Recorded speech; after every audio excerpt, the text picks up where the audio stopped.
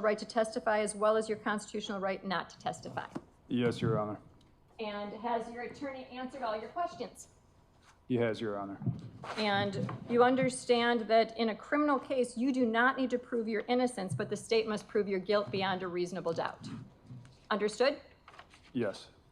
And you understand that if you choose to testify, you would be subject to cross-examination by these prosecutors. I understand.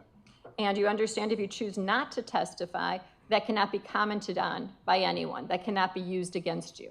Understood? Yes. And have you had enough time to discuss this decision to testify or not to testify with your lawyer?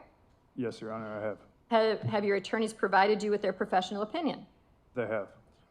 Has anyone, including your lawyers, made any promises to you or offered you anything to arrive at this decision? No, Your Honor. Has anyone, including your lawyers, threatened you or coerced you in any way to arrive at this decision? No. Do you believe you're making this decision freely and voluntarily? Yes. Do you have any questions for me about this decision? No. Do you believe you're doing this with full understanding? Yes. Have you used any drugs or alcohol in the past 24 hours? No. Are you taking any medication that would affect your understanding of these proceedings today? No. After thinking through everything we just talked about just now, is it still your decision not to testify? That is my decision.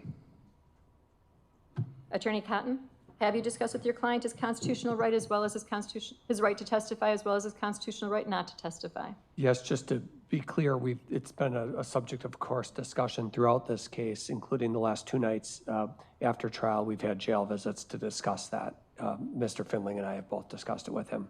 And are you satisfied he understands what his rights entail? He does.